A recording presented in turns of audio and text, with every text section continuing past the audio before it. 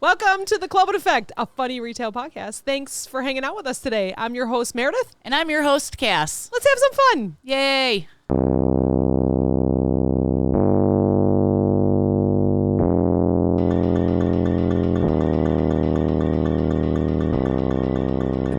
We were just talking about how, well, first we were gossiping, and then we pressed record. You know, I was telling Jenny, too, I go every Wednesday, like, we know we're getting together to record, and you'll call me and be like, want some gossip? And I'm like, I mean, I'm going to see you in like 5 hours, but yes, spill the beans. What? It's just so fresh when I call you. It was pretty good today. I love it. It was pretty good. I love the gossip. I like that when I say the gossip, it really doesn't have to do with me. Yeah. You know what I mean? When I used to call you last year or the year before, I would call it, I'd be like, listen to this. And I'd be like, bitch, don't even worry about get it. over it. Now I just call you and I'm like, listen to this. Listen to this. And I'm like, whoa. What? Yeah, it's always nice to have gossip about other people. Yeah, you don't want to be part of the gossip, you know? Absolutely never. Yeah. Never. I mean, some of it was about me, but it was like, I didn't care. Yeah. You know? Yeah. Yeah. Yeah. So I told you I had a funny airport. My gosh. I had to. Wait, back up a little bit. Okay. Were you picking up? Okay. What did you do today? All right. So I made sure to end my day near the airport. I had to pick up the sister-in-law and brother-in-law. They came in from spending 2 weeks in Hawaii today. Yeah. Yeah. Whatever. And I was like, tell me about your trip. So my sister-in-law gets in the back seat and my brother-in-law sitting in the front seat. And I'm thinking, why did she do that? Because I know how my brother-in-law drives. And I'm like, he's just judging me hard. Oh, you man. know? Like, why didn't she go this way? Why doesn't she go around that car? You know, like you can just feel him staring at you, you know? But me and my sister-in-law are just gabbing the whole time. Like, tell me everything, you know? So we get out of the airport, we get onto the highway, and I'm like, it's telling me to go this way, but I feel like I should go that way. And I went the way it told me, and there was a big traffic jam, right? So I'm like, I'm getting off here. We'll figure it out. Yeah. You know, like, we're not dealing with this. We get almost all the way home. Now, in town, we have a 2-lane divided highway. Yeah. Right? Yeah. And then you turn on to just, 1-lane traffic after that. Right. We're home, you know? So there's a Culver's right there. Oh, okay. So you know where I'm talking about. I do. And people are always turning into that Culver's because Yeah. it's like a business district back there, right? So it's kind of traffic piled up. You know, it's 4:30, 4:15, you know. Yeah. Traffic is kind of terrible from what I'm used to. So I'm watching, 5 cars in front of me. There's this truck pulling into Culver's. So I'm slowing down. And I'm watching, and my sister-in-law's talking, and, I'm, yup, And then she was like, I think you need to brake. And I was like, So the truck turned in, and I see it turn in, and I'm expecting everybody to go, but, like, nobody was going. I had to hit my brakes hard. Really? And I was like, I almost put us up on the curb. Like, really? And I'm like, have my brother-in-law, like, I'm holding him back. Holding them like a seatbelt, like our parents used to do. Yeah, my sister-in-law's like, yep, I do that too without somebody. And I look in the rearview mirror, and the girl behind me is like, oh my God, she almost hit me. Oh no! I was like, that whole way, it's an hour drive to the airport. Yeah. And it's like that whole way, I did great. Even though I know my brother-in-law was judging me like she's going too slow. Why doesn't she go faster? Why doesn't she go around? Right. And I was like, I drop him off, and I was like, hey, cool, yeah, like, at least we didn't die, Isn't that crazy? I know. Like it was almost like you were listening to her story or something and not paying attention. Yeah. And like you said, thinking that everybody should go and they just weren't going. It's like those brake lights never went off, and I just didn't they're tail lights, Yeah, right. Oh my God. So anyways, I did not kill us, but it was, we were close How to having a are little you accident. with driving people? Like, do you get nervous driving No. people? Like you're saying he was going to judge, but you still got them home. Right. It's fine, right? I knew he would, Like I said, I know how he drives, and he's kind of an aggressive driver where I'm not. Sure. Maybe I am more when I'm by myself. Yes. But when I have somebody else in the car, like I try to be cautious. Yes. Although I was taking our friends to the airport one time, and I thought these people were going to go through the yellow light, and they didn't, and I had to slam them. Oh, yeah. Yeah. And they were like, can you just get us to the airport without killing us, So they're, I guess maybe it's just the airport. I don't know.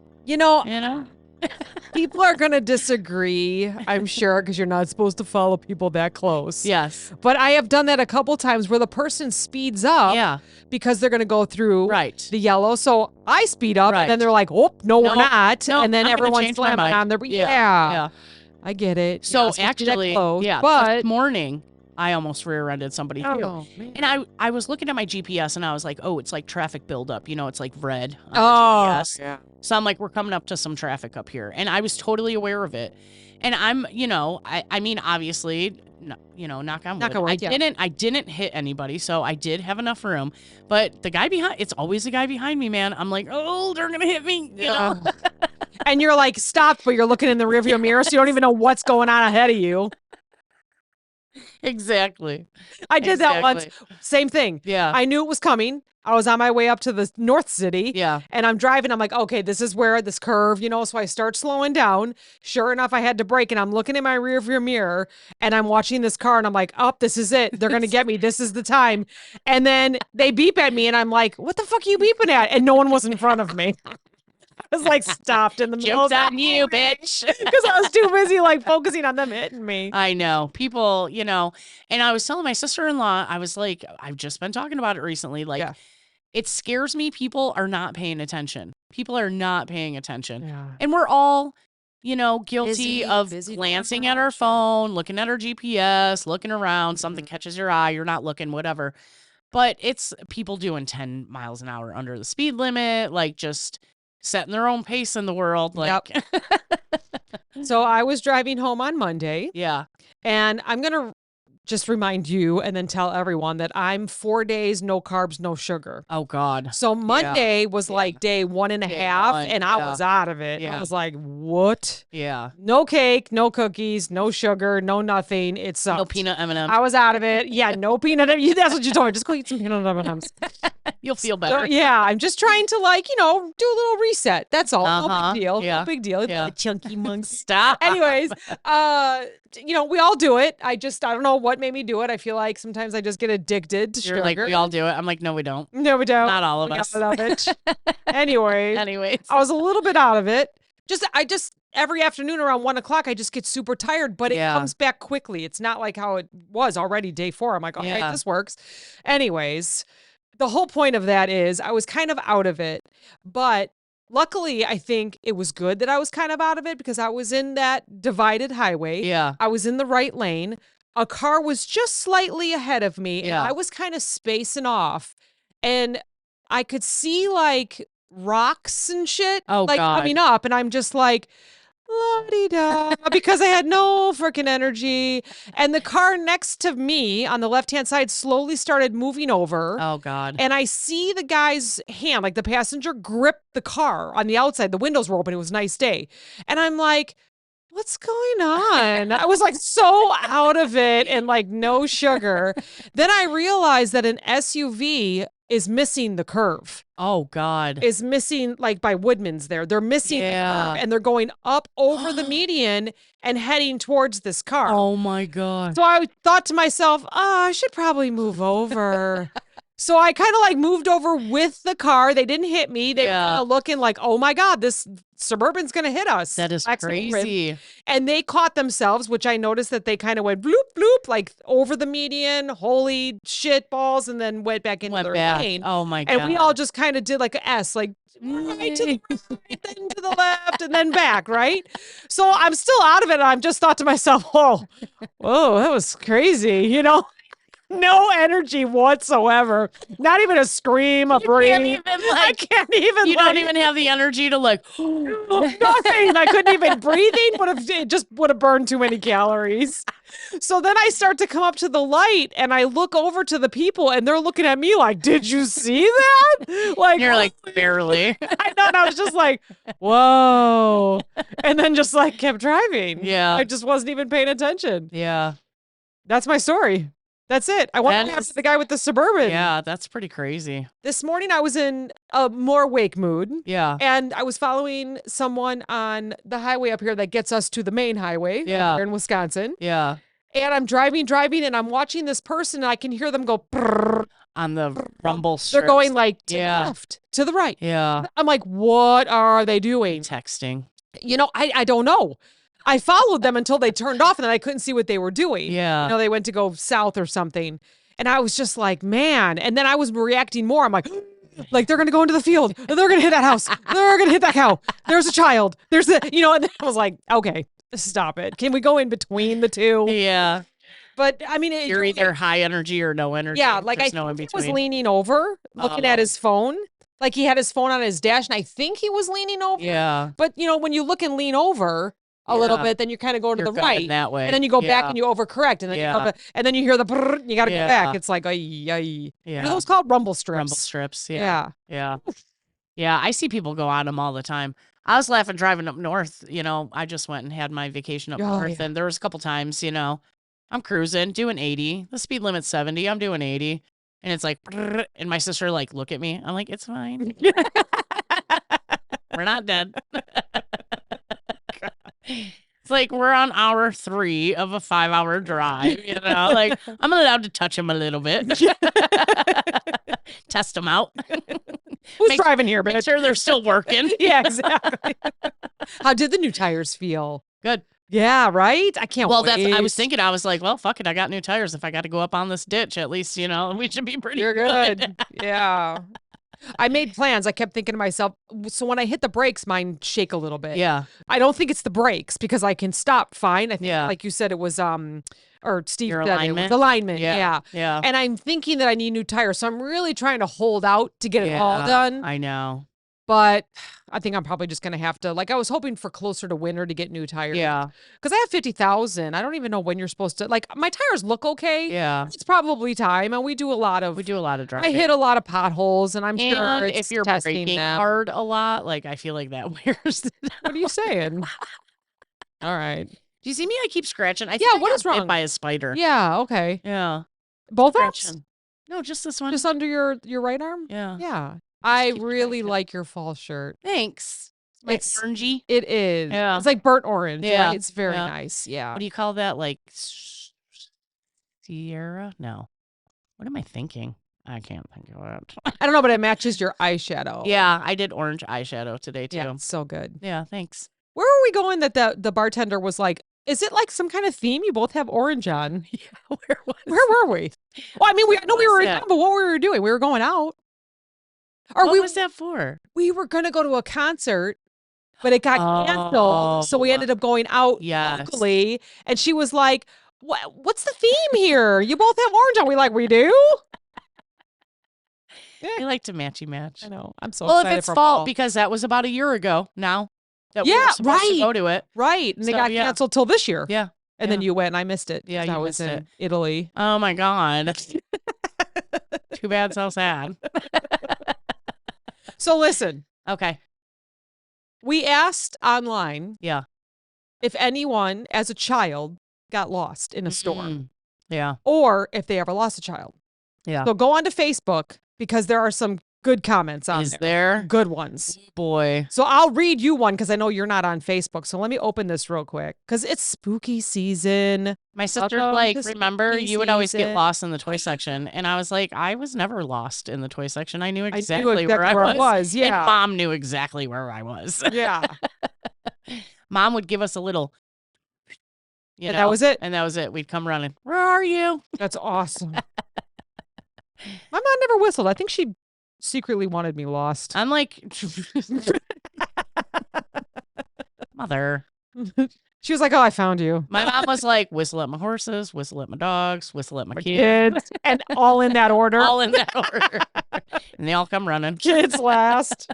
So our friend Cheryl says, so here's the question.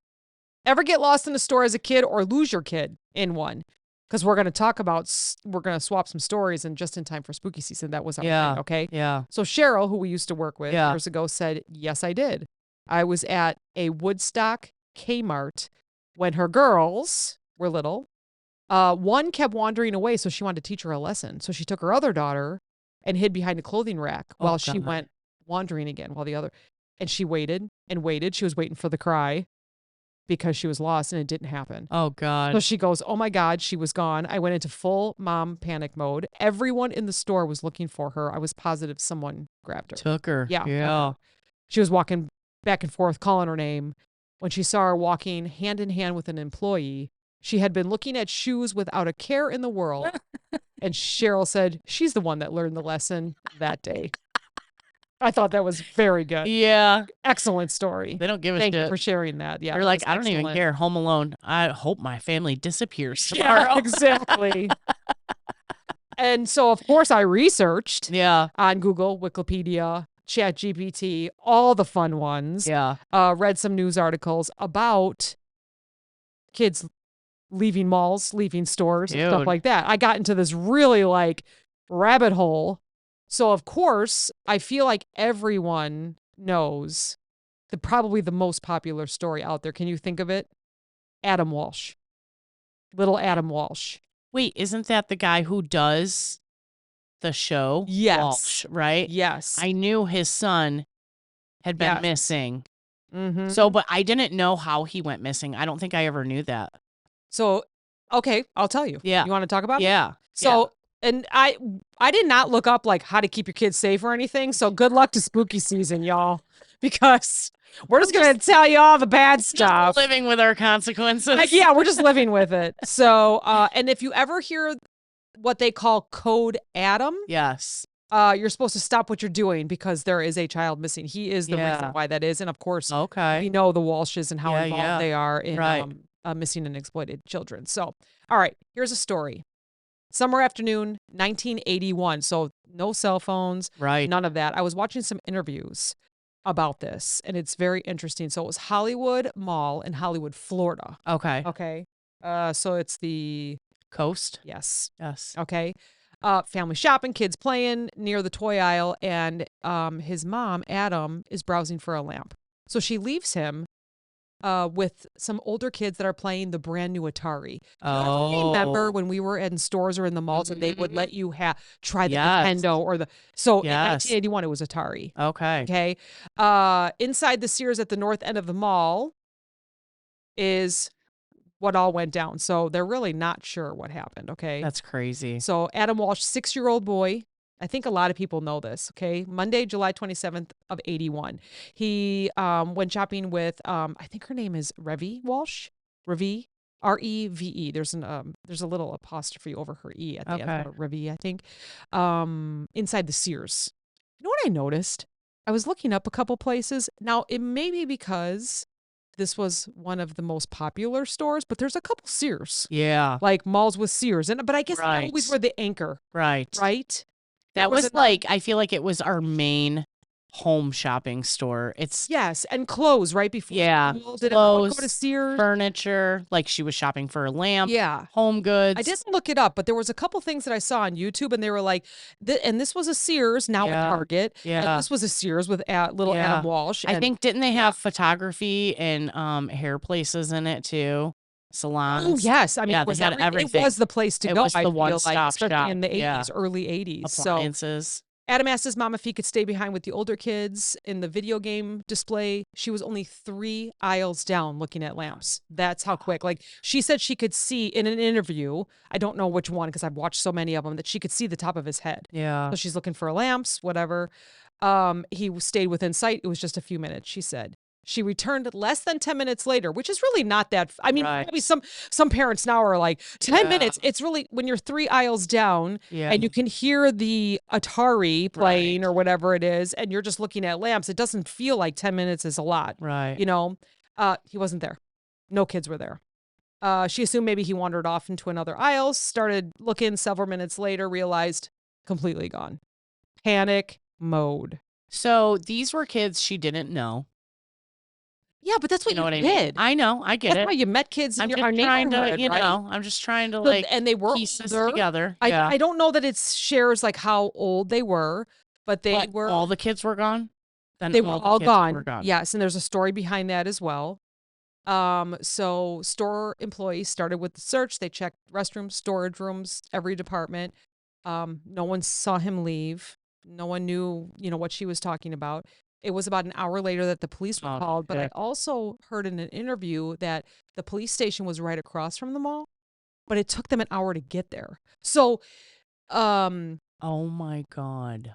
Back then, it was nothing when a child went missing. Like, it really wasn't on the radar for police officers. They were doing other things. This is what I saw in other interviews. Okay, this is not my opinion.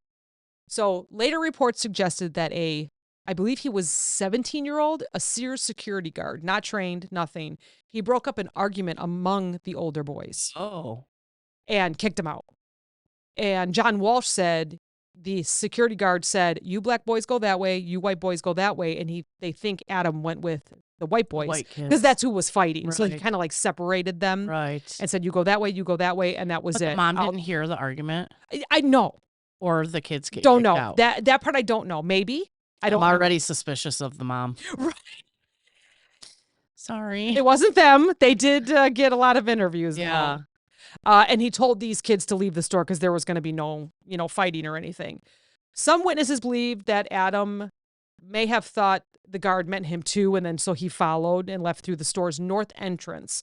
So I also saw a video now, again, don't know if this is true, but where they parked was, I guess what they would consider like the northeast way, this way. So I'm kind of like pointing down, but the way that they had them go out was this. North is what they're saying. Okay. So it's kind of like a quarter of a different parking lot. I guess I don't know how to explain it. But you know what I mean? Like hop inside. Yeah. Picture 12 and 3. Yeah. They walked out at 3. And the mom parked at 12. Yeah. So he probably didn't know where he was going in that parking lot. He's 6 years old. Okay. I'm just thinking. 6 years old. Shit. Yeah.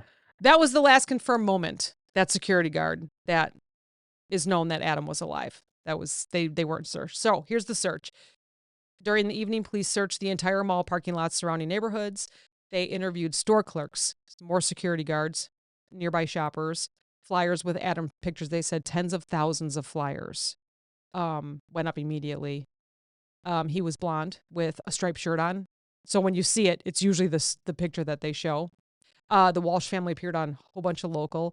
I listened to another interview that he said ABC, NBC, no one would take it because no one understood the severity of a missing child back then. Like they just didn't have anything. They didn't have any protection for children or any kind of Amber Alerts or Code Adams or anything. Yeah. They just didn't. Like all the interviews I watched and children that in the 80s had gone missing, the police were like, oh, they'll show up in 24 hours or 48 hours. A 6-year-old. Yeah, all of that. I mean, it was seriously not taken. Now, no social media, no cell phones, nothing. Right. Maybe we just didn't understand the dangers that there were killers out there, pedophiles out there, right? I mean, maybe we didn't know. We know now. Yeah. So tips came from all over Florida. They were just hundreds of volunteers joining in the search. Authorities set up roadblocks, called hospitals, shelters. Here's another thing that they said in an interview when they were interviewing John. So he said, can you put them in the NCIS or something like that? I can't think of it's National Crime, child, something. And they said, well, you have to call every district to find out if he's in a funeral home or hospital, or they couldn't just send out some sort of like an all points bulletin. Yeah, something like that. Exactly.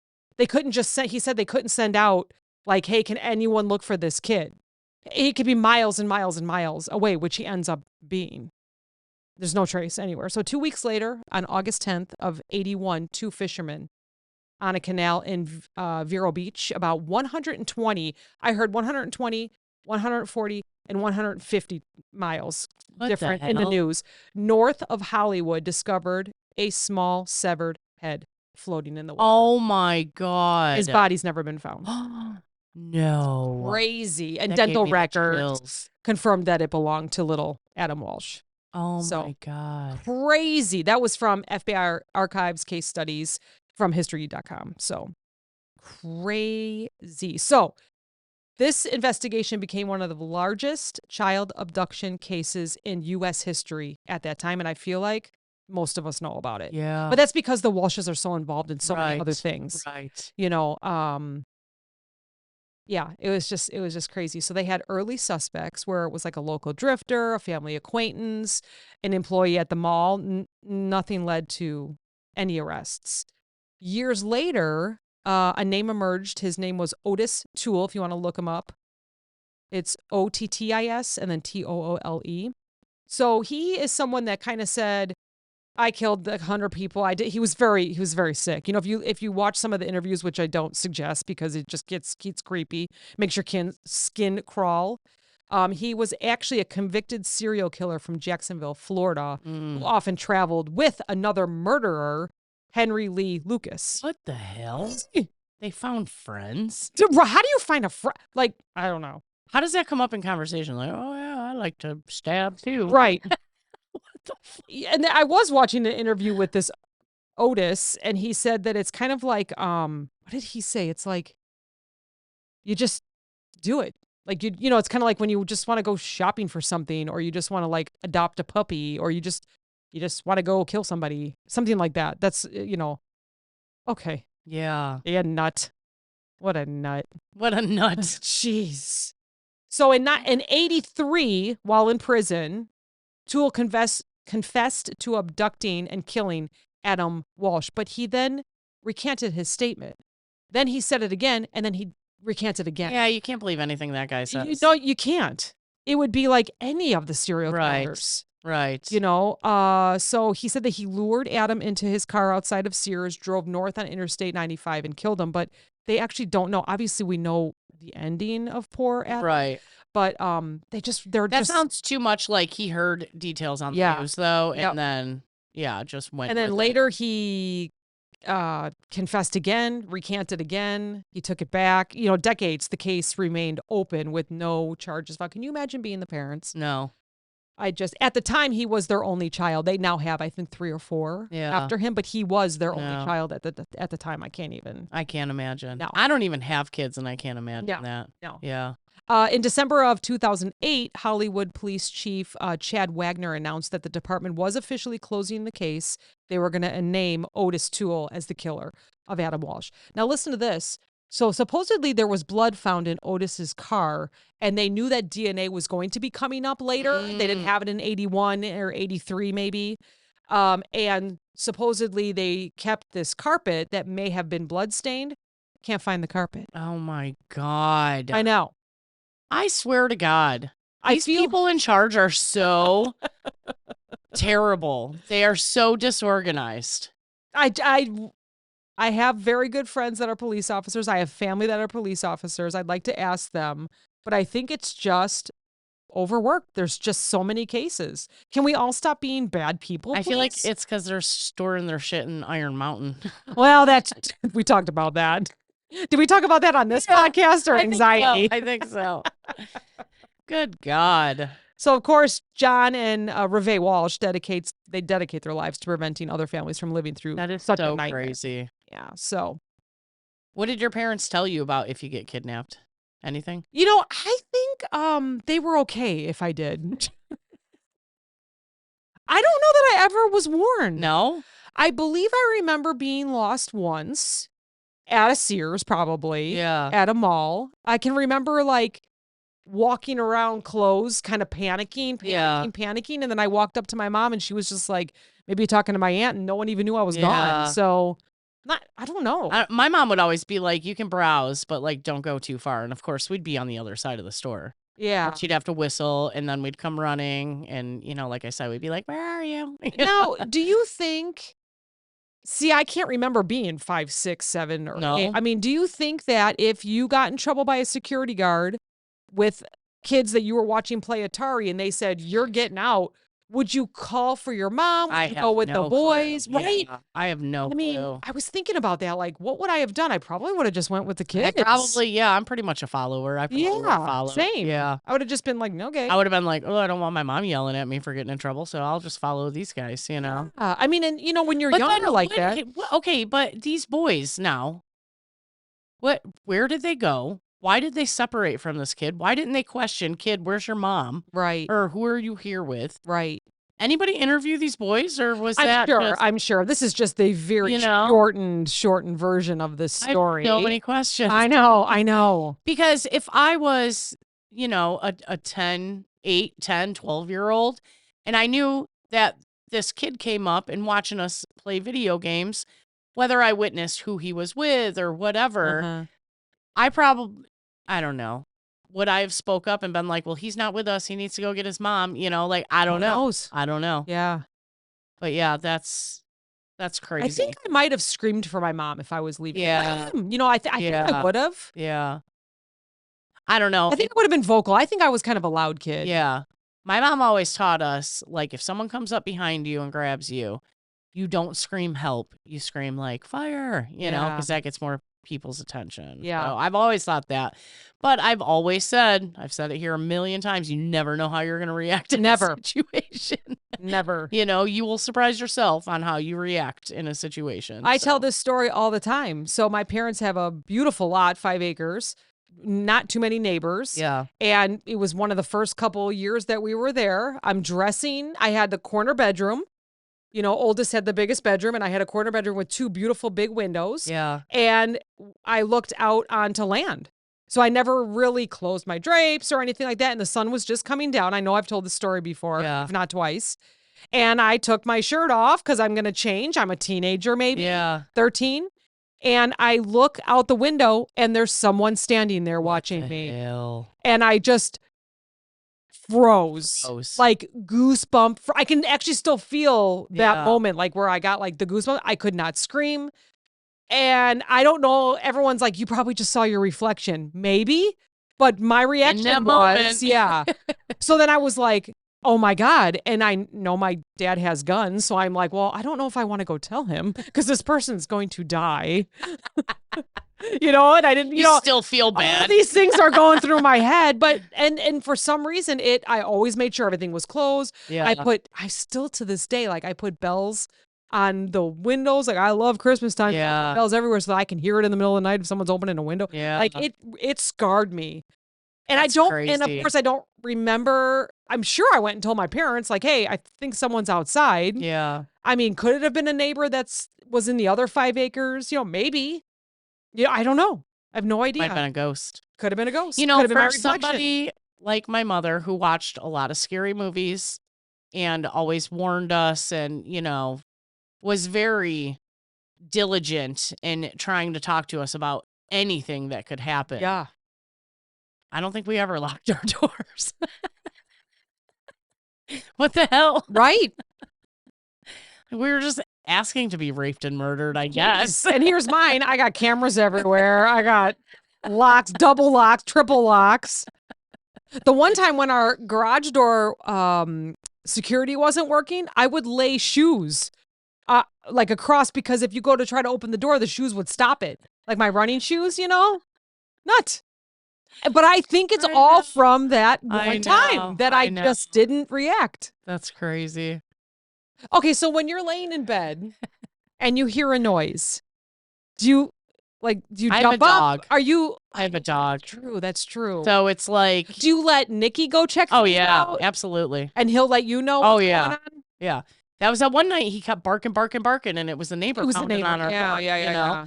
And I never heard a knock until I was up and in the living room. Yeah. You know? And so, yeah, I have a dog, so there's weird noises all the time.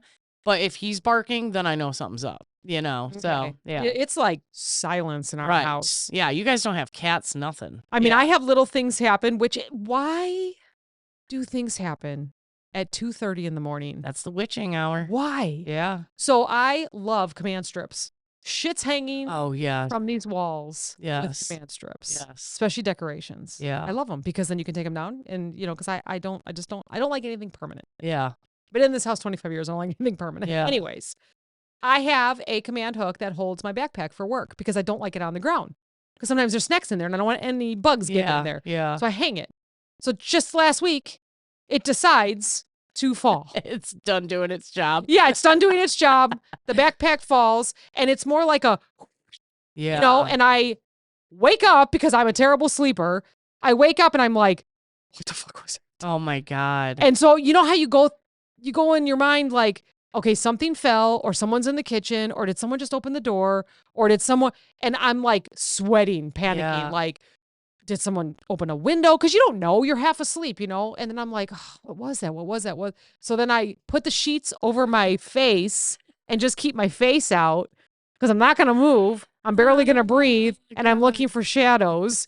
And I'm like, well, I mean, Steve would have heard something, right? So I'm just laying there panicking, sweating. And I'm like, well, great. Now I got to pee. Yeah. So then you got to get up. Yeah. And you're like, I'm always like, well, if it's my time, it's my time. See, I never think that way because I always think to myself, I didn't do enough yet. Yeah, no. I got to stop watching crazy movies. Yeah, that'll do it to you too. You know what I'm watching now is called Wayward on Netflix. Okay, I just saw a preview for that. Yeah. It's creepy. Yeah. I've watched 2 episodes of it and I was just like tensing up. My shoulders were up and I'm just like, but nothing's really happening. Like, it's one of those, like, mental. Yes. Yeah. Do you ever find the suspenseful music in a movie will make you tense, right? And, like, that's the whole point. But there's movies I can't watch. If it gives me too much anxiety, I'm like, I can't watch this. That's what happened. That was what's happening. Yeah. That was last night. I'm still scared. I can't. Yeah, I don't know. I don't hear too many weird noises. I'm a pretty heavy sleeper unless my husband moves and, like, touches me or snores or farts and I wake up mad. Falls off the bed. Falls off the bed. Then I wake up mad, you know. My husband decides that he's going to put dishes away in the middle of the night. So I've gotten used to that. That noise, you know. Yeah. Well, if you can identify it. Yes. You know. Like, I know it's him. How often do you hear the backpack slide down the wall? Never. Never. Never. That's a new noise. That might wake me up, too. And then here I am the next morning going, oh, that's what it was. So you never relief. No. Figured it out that night? I hid underneath my covers. I was like, a knife could never go through these covers. Did you go pee? No. No? I don't think I did that night. Oh, my gosh. I have before, though, when I thought there was a ghost. Yeah. Yeah. Yeah, no. Yeah. So did you put a new command hook up? I didn't. No. I'm going to test it. Yeah. It's going to fall again. It was still sticky enough. I think it's because I had my laptop in it. Now I just hang it with just nothing. Snacks. Yeah, snacks. Snacks and cords. Just your snacks. Yeah. Maybe some glasses and a box cutter. Oh, boy. Oh, my gosh. Do you want to talk about Ann Gotlib? I don't even know who that is. So she was born May 5th of 1971. Okay. In Kyiv, I believe it's called. It was part of the Soviet Union. Okay. So her parents immigrated from there to Louisville in 1980. Okay. Anne was fluent in both English and Russian. Red hair, gray eyes. At the age of 12, she was looking forward to summer break.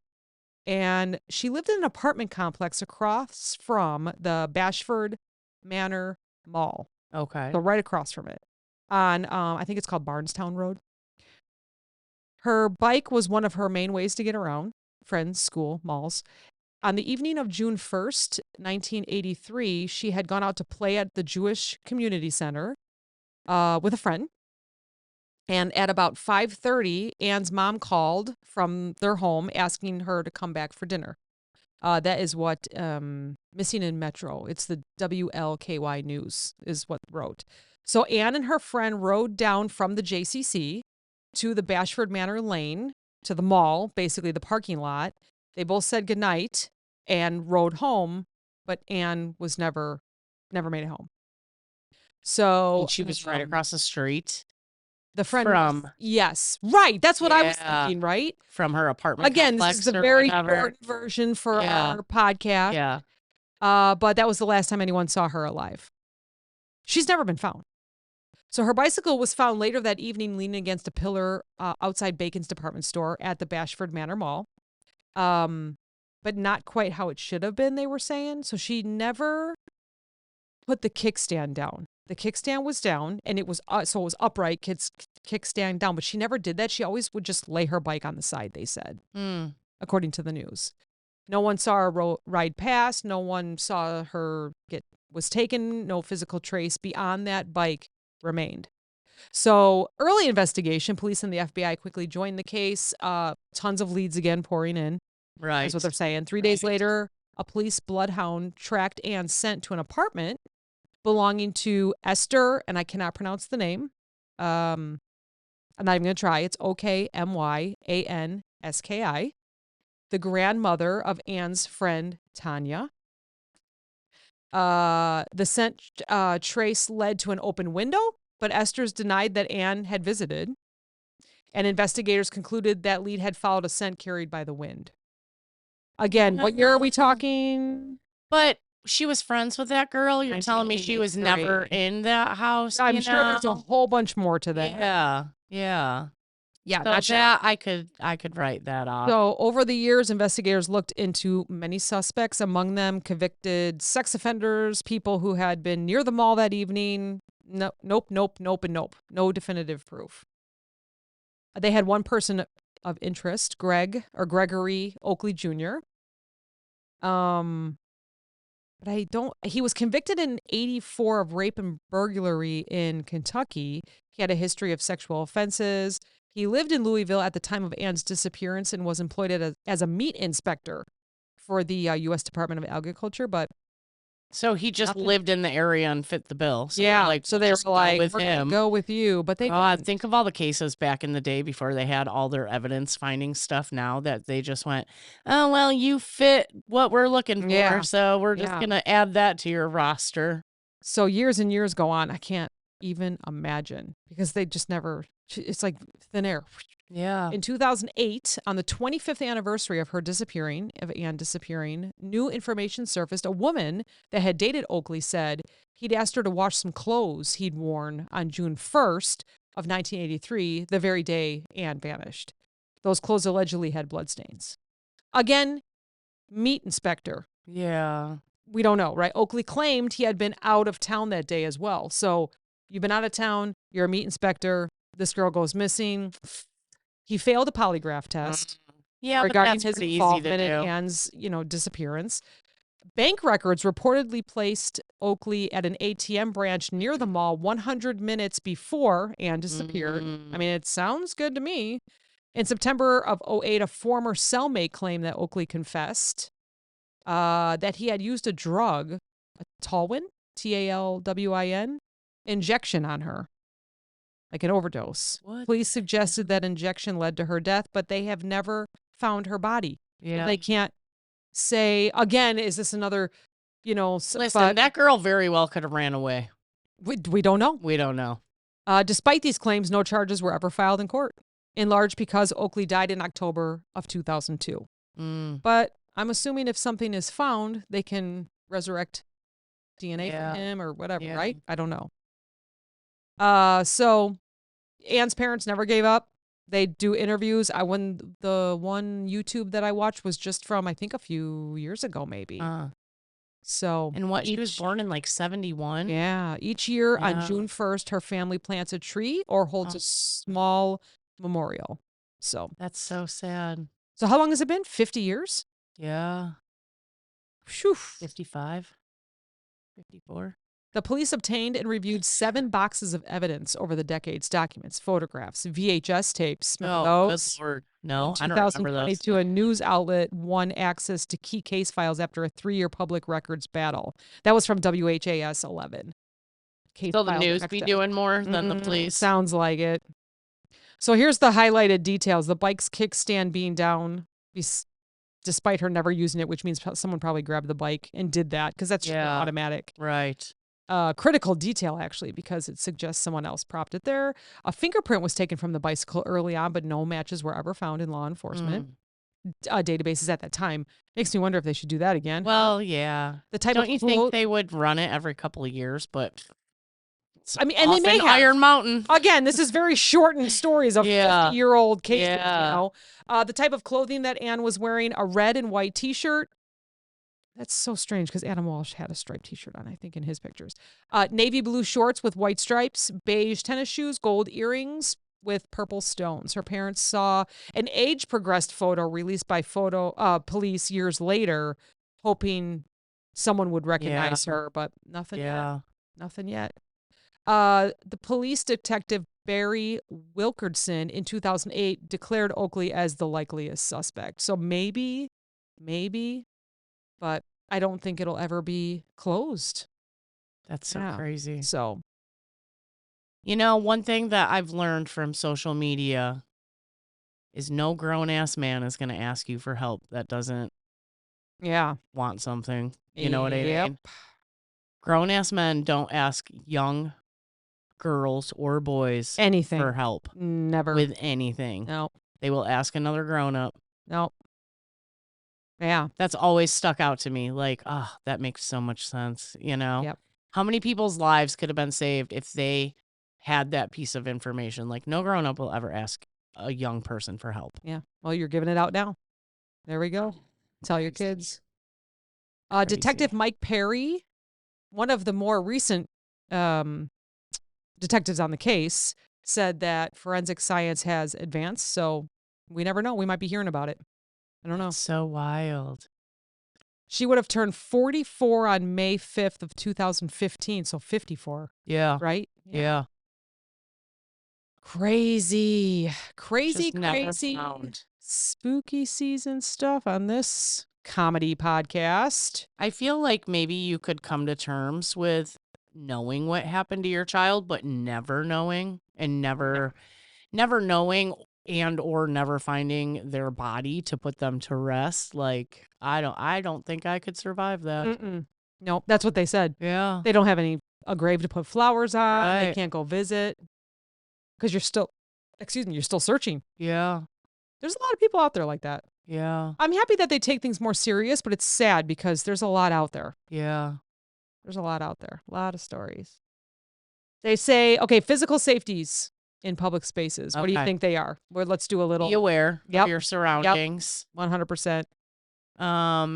Try to know what everybody in your group is wearing. Yep. Right. So I hear that it's shoes, that you're supposed to know shoes because they can easily change clothes, but all kids have different shoe sizes. Oh. I don't know if that's true or not. Yeah. I don't know if that's true or not. I did read that somewhere, I don't know, years ago. Shoes. Always know what shoes they're wearing. I don't know. But that's not on here. I'm just saying. Oh. So, yeah. Don't wander off with strangers. Absolutely. Always keep children and parents, we should say, because there's lost parents and lost children, right? In sight. That says arm's reach in stores. Man, we always thought those people were crazy that would keep a leash on their kid, huh? Oh my gosh. I just went to an apple farm picking place on Saturday. And my friend says, did you see that one parent with the leash on her kid? And a few minutes later, we lost her kid. The longest 60 seconds to 120 seconds of my life. Yeah. I think I panicked more than she did. Yeah. But literally right before that, she was like, did you see that mom with the leash on her kid? And then we were like, hey, where's your kid? Where's your kid? Oh, hey, why didn't you go sit on the tractor? Where'd your kid go? He was done with the playland. So I was talking to my sister. Did I say this already? And she had lost one of her children in an apple orchard pumpkin patch. Really? No, you didn't. Okay. And her youngest, she was there with her friend. I don't know if she had both of her children with her or just the youngest. But anyways, he was in a bounce house and all of a sudden he wasn't in the bounce house anymore, right? Like there's 800 kids in there bouncing around, whatever. They start panicking. They start looking. Here he is sitting at a picnic table with some random lady just talking her ear off. Aww. You know, that's another thing my mom said is if you get lost, don't wander, stay put. Yes. You know, like never let people move. Come to you. Don't go looking. So I think she must have told him that too. Which is the first thing that almost all of us do. Yeah. Is we start walking. Yeah. That's actually what we did on Saturday. Yeah. I started looping. Yeah. Instead of just staying and then looking with my eyes because these little legs, they can't go that far. Right. I mean, like I said, it was very, very fast, but it didn't feel fast. It doesn't feel fast. And I can't even imagine. You know, people say like, oh, like call out their name and what they're wearing. Like, oh, Meredith, blue and red striped shirt. Yeah. I'm looking for Meredith. She's wearing a blue and red striped shirt. But then I'm just like, then people are looking like, ooh, I can snatch Meredith with blue and red shirt. Yeah, I know her name now. Yeah. You're Meredith. Meredith, Mom's looking for you in my car. Yeah. So that always creeped me out to do that. Mm-hmm.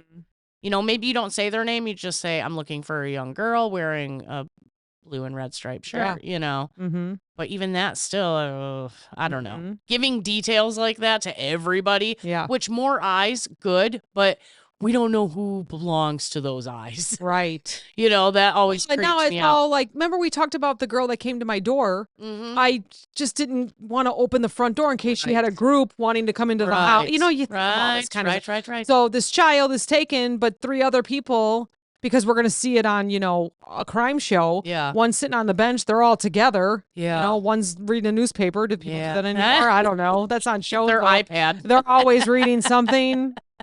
So always keep kids in sight. Yeah. I feel like that's an obvious, but, establish clear boundaries. Teach kids which areas are off limits, which I feel like we just naturally do that as guardians and parents. Yeah. Buddy systems. If they're old enough, always pair them up. Yeah. And here we learn in the Ann case, she's my friend. Yeah. She lives right across from the mall. Yeah. That's how fast it happens, So I don't know.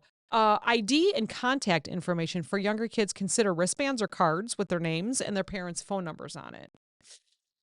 I don't like that. Feel about that one? Someone snatches up your kid and there's all your information. Yeah. They know you're not going to be home. You're going to be out looking for your kid. Then they go rob your ass too. Yeah, right. I don't know about that. All your valuables and your valuables. And then, could you imagine, this is my sick mind thinking because I've watched so many sick shows. So your kid has a wristband with your phone number on it. The kid goes missing, and then they start texting you. Oh, yeah. All crazy. Yeah, we got your kid, what the right. I would lose my mind. I mean, but would that be okay, though? Because hand us over $1 million for your kid? Yeah. Oh, I don't have $1 million, but you know what I mean. I would immediately call the police. Well, I mean, yes. But if they start, I'm just going off of your story. If they start texting, yes, I would call the police.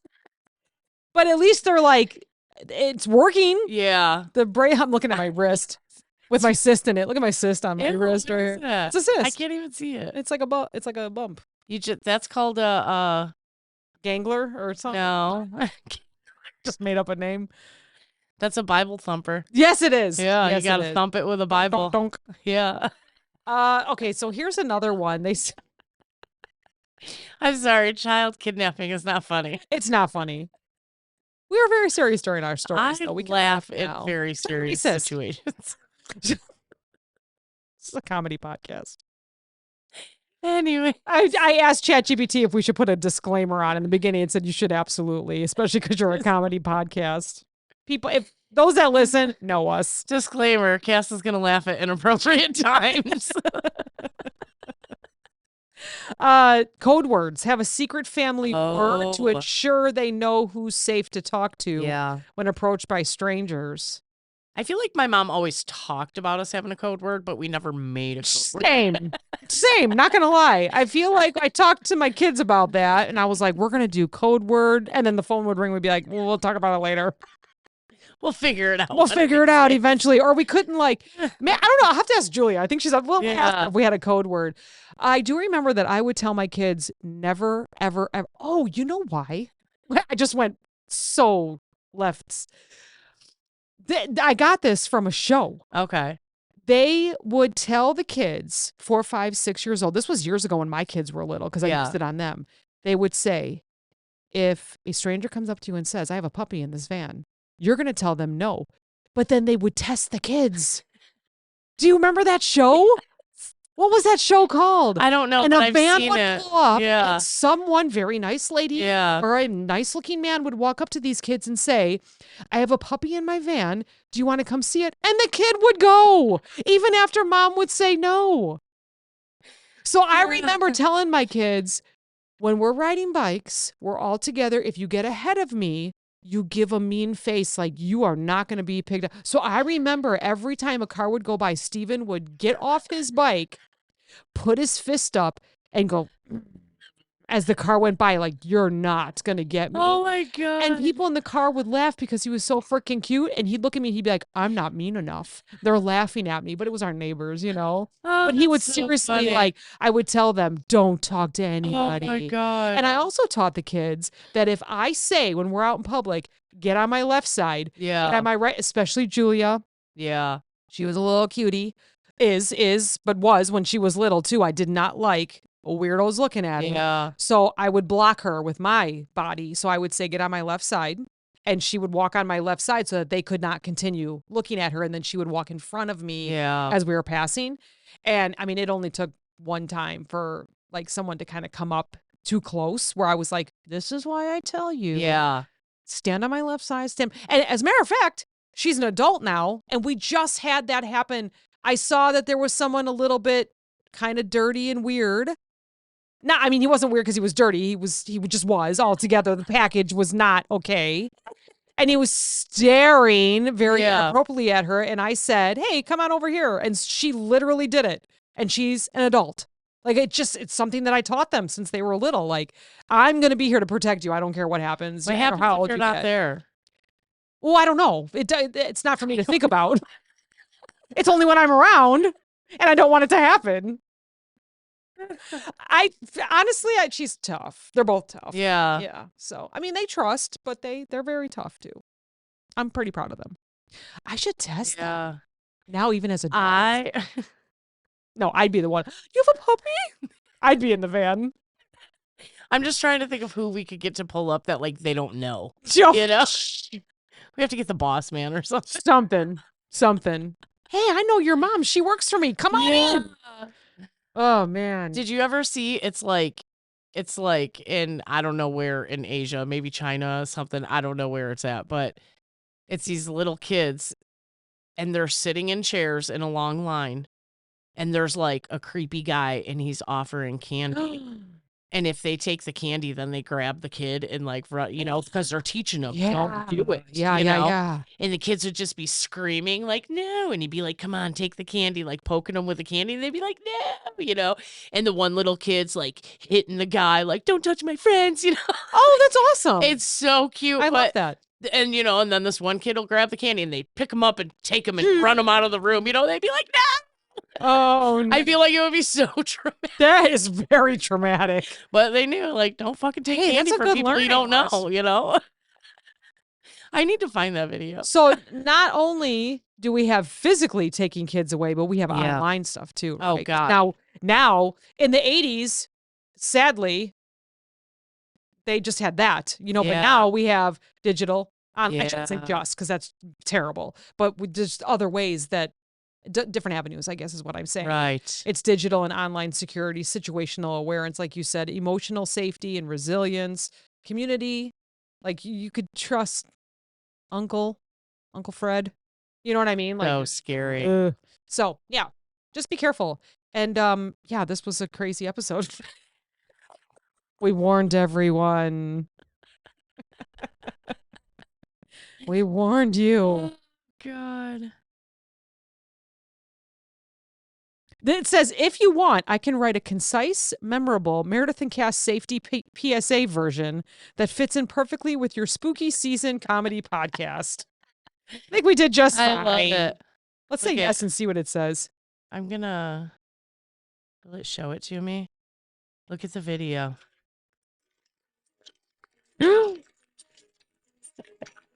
Oh, and it's a man in like a blue trench coat. Yeah, like he's got like a raincoat or something.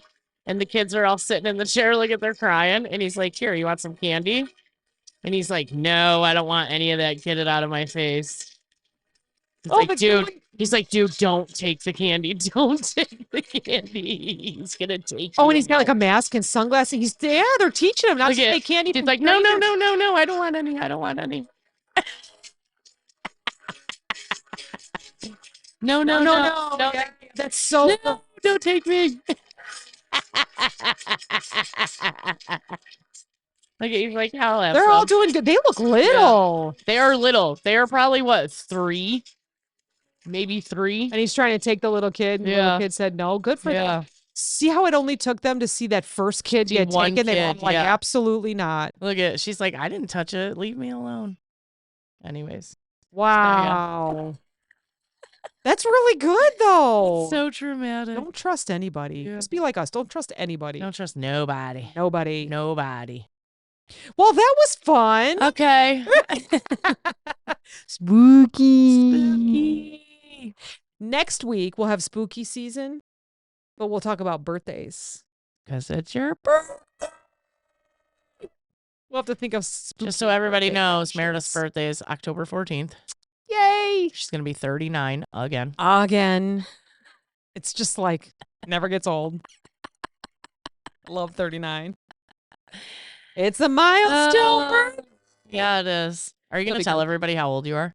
Next turning? Week? Yeah. I mean, it's been 4.5 years. I probably should tell them I'm turning 40. So, fine. It's my last week of 39, folks. Meanwhile, I'm 44.